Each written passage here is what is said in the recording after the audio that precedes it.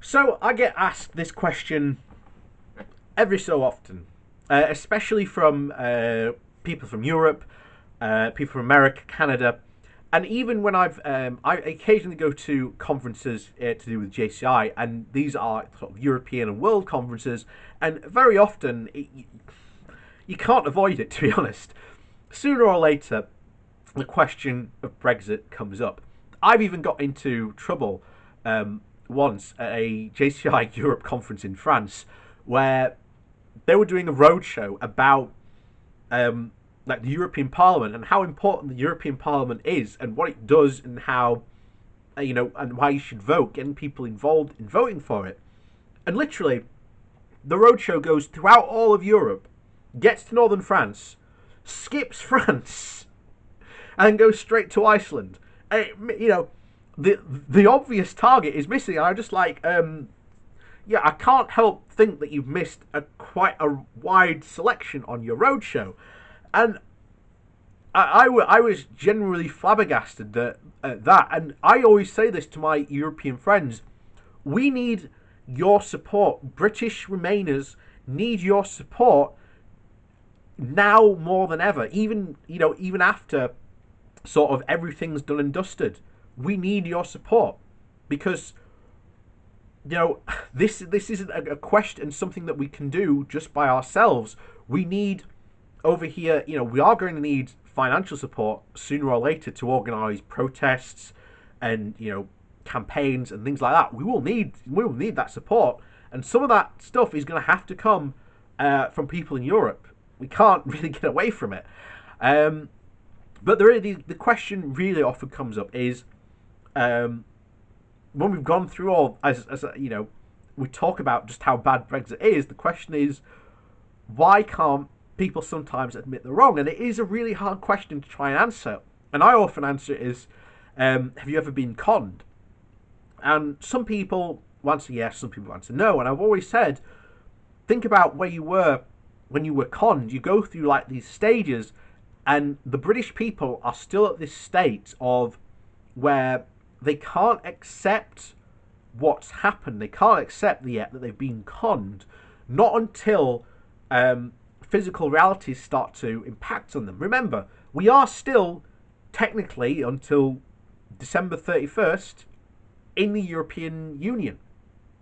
The effects still haven't really kicked in, and the Brexiteers can only really chart their success from the 1st of January of next year. But as I said, that's the immediate point where Brexit falls on its face. We've already discussed how Brexit is just completely policyless. There's nothing really to talk about policy-wise, which is really frustrating because I like policy, and you can't talk about it because there's no policies attached to Brexit. So this one comes from Quora, and he asks the same question. And I think the answer that the guy gives, Dan Wellman, gives quite an interesting response to it. So this is from Quora, and it's, why can't Britain just admit that Brexit was a mistake and come back to joining the European Union? Well, he starts off with, mistake? Ha! There was no mistake. The Tories wanted Brexit. The Tories got Brexit, by hook or by crook. First, they had to get the electorate to actually vote to make themselves poorer and weaker.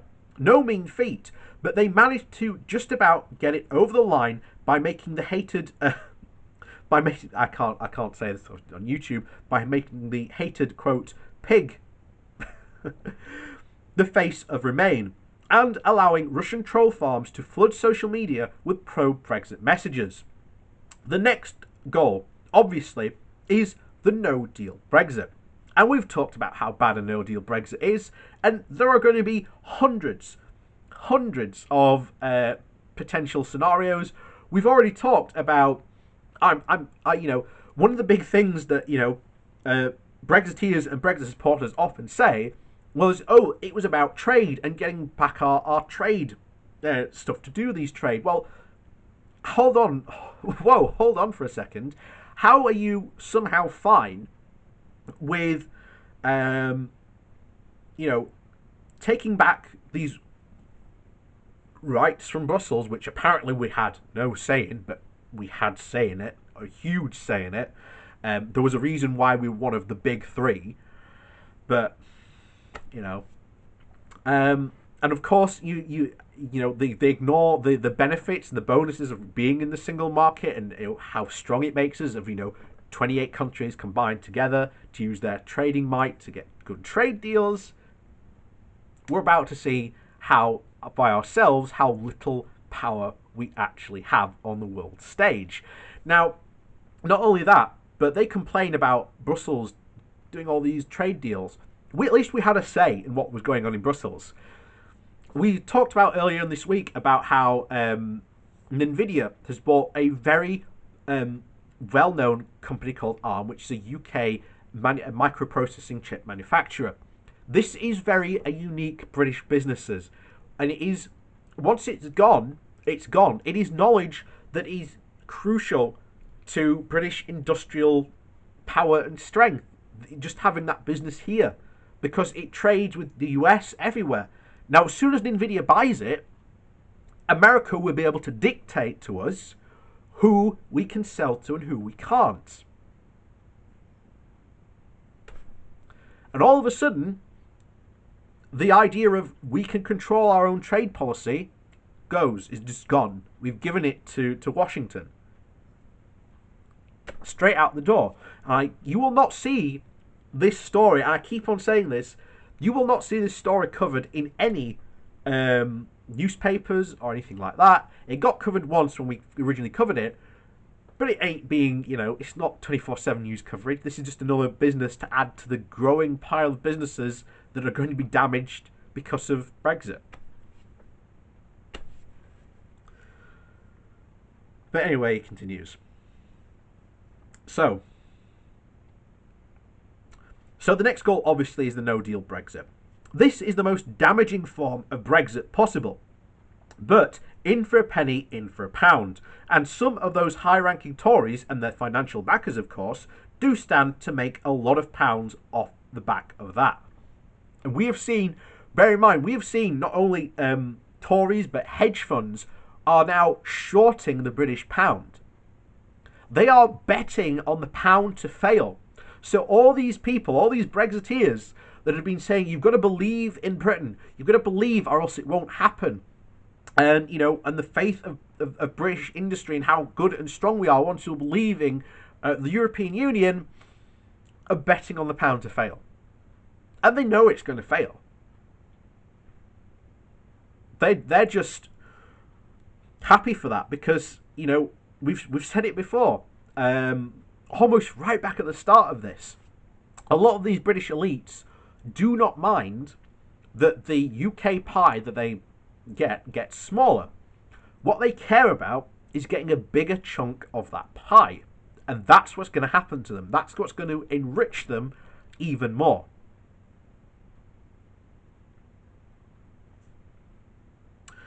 So you can laugh and you can scorn and you can beat about the will of the people and the traitorous MPs all you want, but when no deal arrives, do think back to this answer, won't you? The penny may drop one day.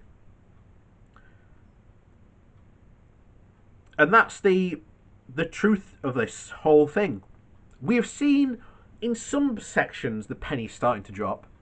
The Leave Alliance, remarkably, has started and continued to put out very anti-Brexit messages.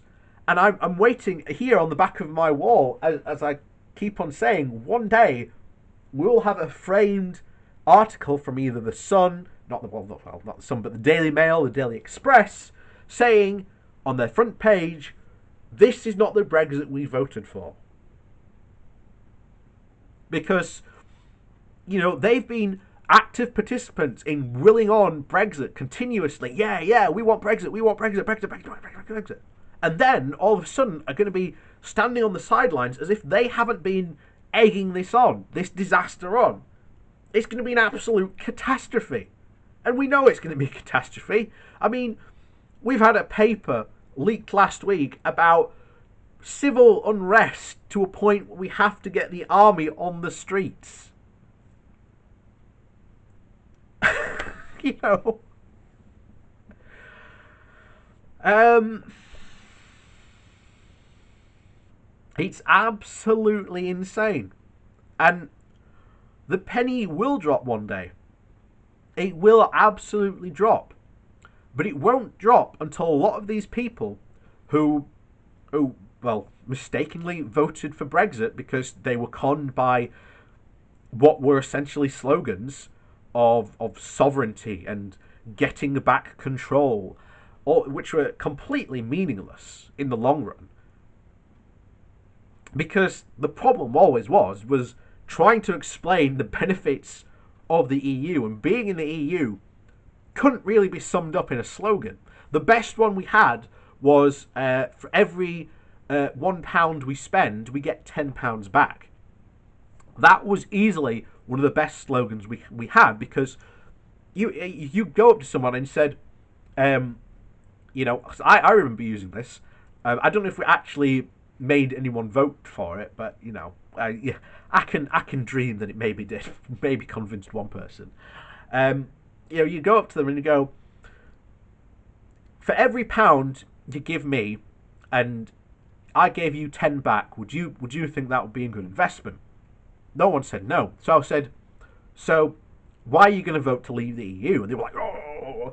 And I said, you know, you go through the whole thing, and you like, you know, but you know, it was a really good slogan. The other one I thought that we should have had should have been 2 passport lines, one empty with the EU above it, and then the other one above it with the call it the Brexit line, with the packs of British people, and I think that would have been quite effective as a photo, to show people as a visual representation, because that's going to happen. But anyway, as usual, thank you for watching. Please do like this video and share it. It does help out the channel massively.